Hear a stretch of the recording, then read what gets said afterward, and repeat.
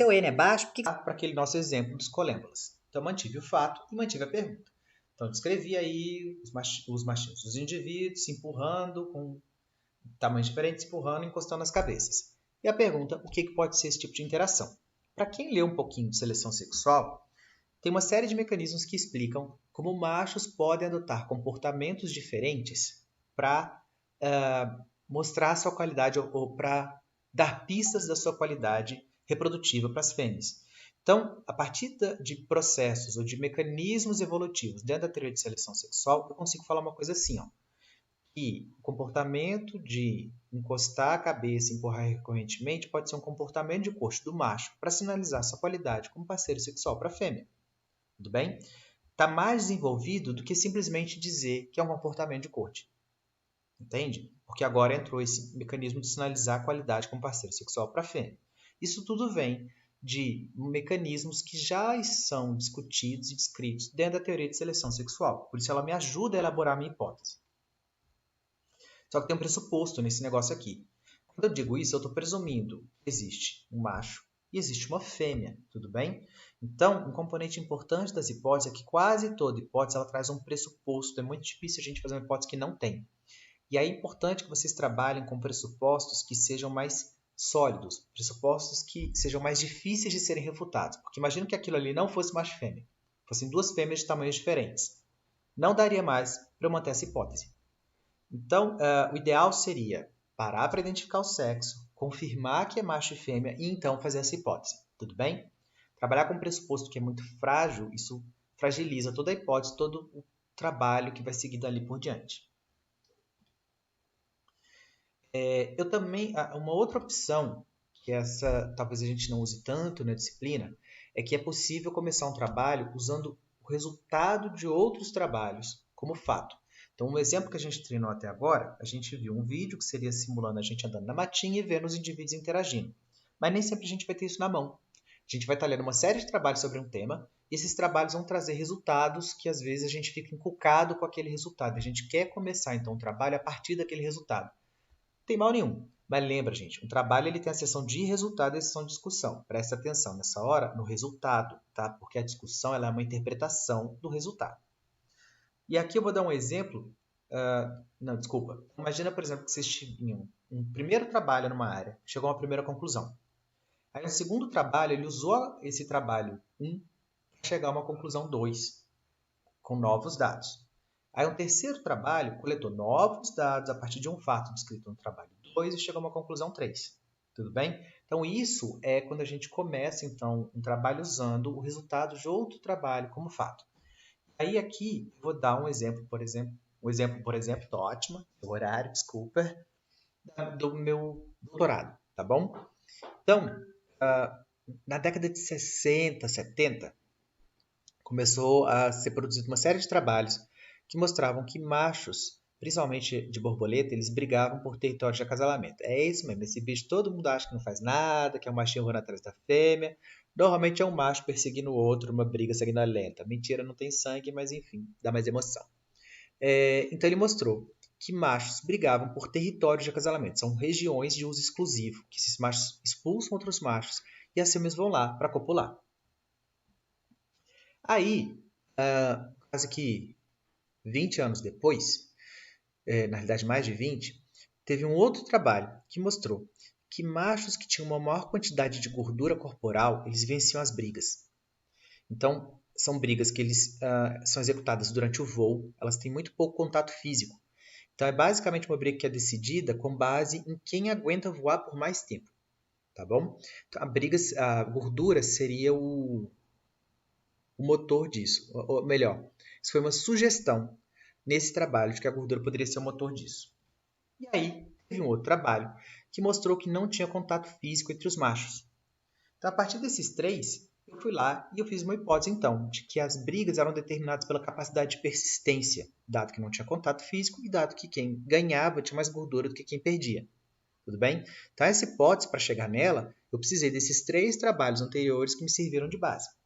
Beleza? Então, é assim que a gente começa um trabalho a partir de um fato, de outro trabalho. Mas aí, vamos voltar agora para o nosso exemplo. de que a gente tem o fato dos indivíduos de colêmbula, nossa linda pergunta e a hipótese. Uma vez que eu tenho essa hipótese, pare e pense um pouquinho sobre como é que eu vou montar um experimento para testar esse caralho. Olha só, eu tenho uma parte que prevê na hipótese que empurrar é um comportamento de coxo do macho. Encostar a cabeça e andar para frente e para trás, desculpa, é um comportamento de coxo do macho para sinalizar sua qualidade como parceiro sexual para a fêmea. Então tem uma coisa aí que ele tem que fazer e que isso vai sinalizar a qualidade dele para a fêmea. Não é muito claro pensar como é que a gente consegue testar isso num primeiro momento, concorda? Porque, principalmente no ponto de qualidade ou comportamento de corte. Que diabos é um comportamento de corte? Isso deve variar horrores entre espécies. Qualidade como parceiro sexual também deve variar horrores entre as espécies. Então, por mais que eu consiga entender a lógica de comportamento de corte ou sinalização de qualidade, não é o que eu consigo pensar logo de cara como é que eu meço. Então, montar um experimento só com a hipótese é um pouco difícil, ele chega a ser um pouco confuso porque a gente não consegue saber muito bem para onde que vai, tá bom? E aí que entra um outro ponto. A gente monta um trabalho científico, normalmente a gente tem duas partes. Uma parte que eu chamo de plano teórico, que a gente tem a hipótese e ela contextualizada com a teoria. E a gente tem um plano que eu chamo de plano empírico, que é onde a gente faz a experimentação e a gente apresenta os resultados. Então, basicamente, do plano teórico para o plano empírico, eu preciso dar um salto, que é partir de processos que são gerais, que eu deveria explicar fenômenos para abelha, para formiga, para mamífero, para ave, e passar por uma parte de experimentação que tem que ser com uma espécie ou um grupo de espécies que é muito mais restrito. Então não é tão fácil fazer isso. E aí que entra um componente, dos dois planos que eu mostrei, que é a previsão. O que seria essa previsão? Ela é uma forma de vincular a teoria com a parte empírica. A definição dela é que a previsão é uma consequência esperada no meu trabalho, no meu resultado, se a minha hipótese for verdadeira. Então, ela é condicionada à hipótese, tudo bem? Só que o que separa uma previsão de uma hipótese é o uso de variável. Então, em hipótese, a gente usa umas variáveis que a gente chama de variáveis teóricas. E na previsão, a gente usa um conjunto de variáveis que a gente chama de variáveis operacionais. O que é cada uma dessas coisas? Desculpa, está aqui a definição, para voltar aqui. Uma variável teórica é uma medida que eu consigo entender o que ela representa, mas eu não consigo medir ela diretamente. Quando eu penso assim, qualidade do macho como parceiro sexual, eu entendo o que eu quero dizer com isso. Um macho melhor qualidade. E eu consigo aplicar isso para várias espécies. Então, a vantagem de uma variável teórica é que ela é generalizável, tá bom? E pensa, uma variável por si só, ela é uma informação biológica. Se ela é teórica, ela é generalizável, mas não mensurável, beleza? Uma variável teórica é uma informação biológica não mensurável diretamente, mas que é generalizável. Outro exemplo bem comum de variável teórica, tamanho. A gente não tem tamanho 1, 2, 3. A gente precisa de uma forma de estimar o tamanho. Então, tamanho é uma variável teórica. Tudo bem? E o que é variável operacional? Como é variável, ela também é uma informação biológica. Só que por ser operacional, é uma variável que eu consigo medir.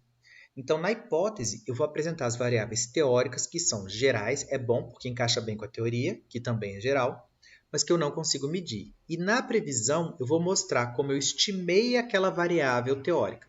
Então, imagina que eu estou interessado na qualidade do macho como variável teórica.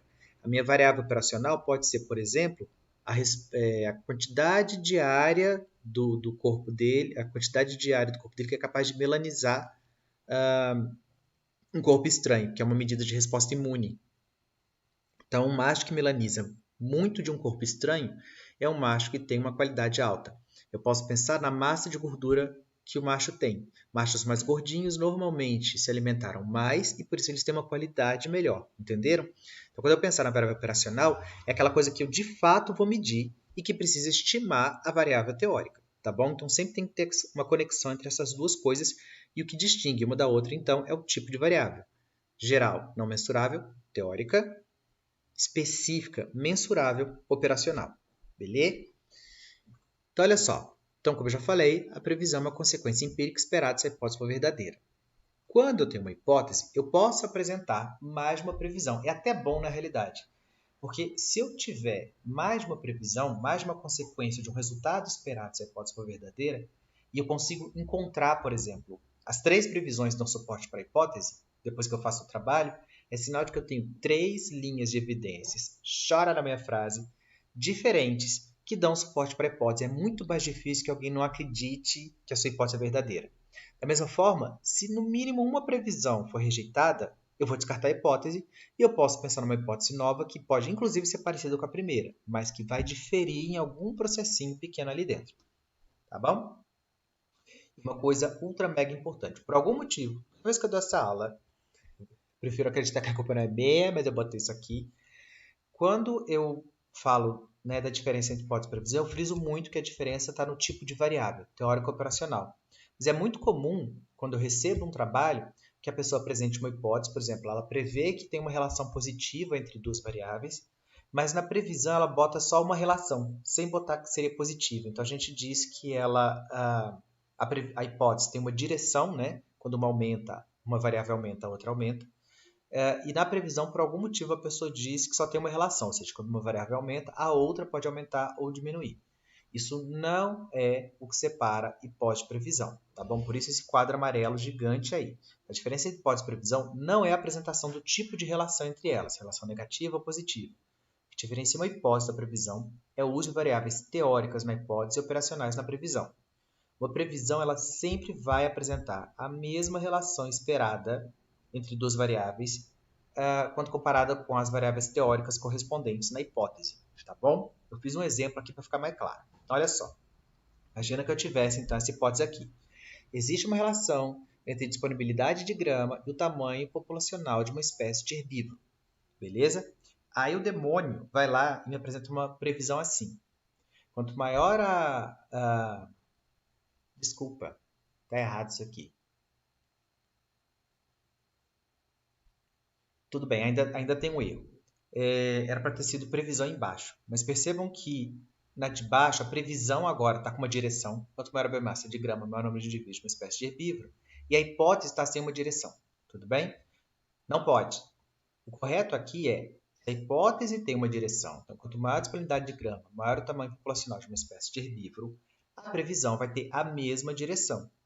Era para ser uma relação positiva entre a biomassa de grama e o número de herbívoros, número de indivíduos de uma espécie de herbívoro. Então percebam que a disponibilidade de grama, que é teórica, foi operacionalizada como biomassa de grama, e tamanho populacional, que é teórica, foi operacionalizada como número de indivíduos. Só que a previsão aqui deveria apresentar a palavra positiva, porque na hipótese ela prevê que a relação é positiva. Entenderam a brincadeira? Você pode prever que uma coisa aumenta em função da outra, a previsão também vai prever isso. O que precisa só trocar é variável teórica para variável operacional. E aí está certo, a imagem saiu toda errada. Pulei para não ficar confuso. Tá bom. Então, olha só. Tem um exemplo aqui. A mesma hipótese dos colêmbulos, né? Um comportamento de coxo do macho para sinalizar sua qualidade como parceiro sexual para a fêmea. Eu posso pensar, por exemplo, numa primeira previsão, que fêmeas somente receberão espermatóforos, que é aquela bolinha gosmenta que apareceu no final, de machos que andarem para frente e para trás com elas. Percebam que se a minha hipótese é de que o macho exibe o comportamento de encostar a cabeça e andar para frente e para trás, é um comportamento de corte, e isso é usado para sinalizar a qualidade, se ele não exibir esse comportamento, então não deveria haver acasalamento. E acasalamento, nesse caso, é a fêmea receber o espermatóforo. Percebe? Então, essa previsão ela traz uma consequência esperada se a hipótese for verdadeira. E eu tenho variáveis operacionais, que é receber espermatóforo, eu tenho que ver a bolinha ser passada, e eu tenho que ver o comportamento de andar para frente e para trás. Eu posso pensar também numa segunda previsão, de que as fêmeas elas aceitarão preferencialmente espermatóforos de machos que percorram distâncias mais longas, ou seja, quando eles estão andando para frente e para trás, se o macho é capaz de acompanhar a fêmea por uma distância maior, isso pode ser um indicativo de que ele tem maior qualidade e por isso ela tem mais chance de copular com ele. Eu ainda posso fazer uma terceira previsão, de que machos com mais massa de gordura, que é uma medida de qualidade, vão percorrer distâncias mais longas com as fêmeas. De novo, um comportamento para sinalizar a qualidade. Então percebam, uma mesma hipótese pode gerar três previsões aí diferentes. Se eu encontro as três, eu tenho muita linha de evidência diferente para dar suporte para a hipótese. Beleza? Observações importantes para esse caralho. Primeiro, previsões, elas sempre têm unidades claras a serem medidas. Então, toda vez que você pensar numa previsão, você consegue saber se é número de indivíduos, se é em grama, se é em mililitro, se é em quilômetro, então ela sempre tem uma unidade clara para ser medida. Se você não conseguir fazer um gráfico da sua previsão, suspeita que algo está errado. Normalmente a gente consegue pensar numa figura. Lembra, vocês tiveram uma aula sobre gráfico com o Pietro. E ele ensina, então, quando a gente baixa o eixo Y, o eixo X, quando é que entra cada variável ali. Se você não consegue fazer um gráfico, alguma coisa deve estar estranha na sua previsão. Por exemplo, eu boto aqui, previsão 2. Fêmeas aceitarão preferencialmente espermatóforos de machos que tenham percorrido distâncias mais longas com elas.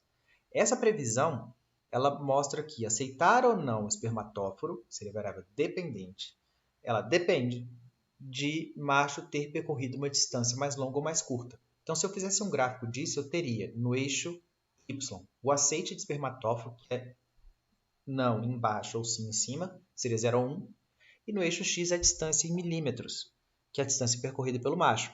Então, quando eu aumento a distância, aumenta a chance, que é o que essa curva está descrevendo, aumenta a probabilidade da fêmea aceitar o espermatóforo. Belezinha, gente? Então, sempre pensa nisso. Tem que ter uma forma de você desenhar a sua figura, quando você pensa numa previsão bem pensada. Isso aqui era uma parte da aula a ser feita com vocês ao vivo, então pode ignorar, chegaremos nisso no final dessa aula. Olha só, se vocês estiverem escrevendo um projeto, se tiverem lá duas previsões, previsão 1, previsão 2, é super importante nos métodos vocês apresentem dois procedimentos, um específico para a previsão 1 e outro específico para a previsão 2, que eu chamei de método 1 e método 2. Se vocês fizerem isso, lá no resultado, apresenta separado também o resultado obtido para o procedimento 1 e o resultado obtido para o procedimento 2. Mas lá na discussão, como a função da discussão é interpretar os resultados do trabalho dentro de uma hipótese que era única, são duas previsões de uma mesma hipótese, vocês podem juntar isso numa mesma discussão. Se vocês fizerem isso, pode desenhar a baleia, narizinho, sorrisinho, que aí a pessoa fica feliz quando ela lê o seu projeto, tudo bem? Porque é possível entender como você chega numa determinada discussão. Se, por outro lado, você não fizer isso, você previsão e previsão 2, de repente é um método só, um resultado com tudo embolado, normalmente essa carinha vai ficar triste, tá bom? E aí, umas coisas finais aqui para a aula. A gente normalmente, quando escreve um projeto, a gente pensa em justificativas para esse trabalho. E aí uma justificativa muito comum é a gente botar assim, não se sabe nada sobre o táxon. Vocês vão ver algumas pessoas dizendo que essa justificativa é super válida e vai ter gente dizendo que isso não é justificativa. No fundo é o seguinte, para mim isso é uma justificativa, mas ela não é muito apelativa. Pensa que você agora é um editor rico de uma revista, então você está recebendo vários trabalhos de vários pesquisadores que você vai ler e avaliar se esses trabalhos são dignos de serem publicados na sua revista da Realeza. Muito provavelmente, se forem trabalhos, por exemplo, de regiões mega diversas como o Brasil, a maioria deles vão vir com uma justificativa de não se sabe nada sobre o táxon, e por isso o trabalho deveria ser feito. O problema é que ao fazer isso, como todo mundo faz, o seu trabalho não se destaca. Então, esse cara não vai ficar mais inclinado a querer ler o seu trabalho, aceitar o seu trabalho, porque ele não tem uma justificativa que difere da maioria delas. Por isso ela é uma justificativa tão sexy quando a gente pensa no trabalho, beleza? A outra é não se sabe nada sobre a área de estudo. Talvez isso funcione para outras áreas da ciência, mas para a gente isso não funciona.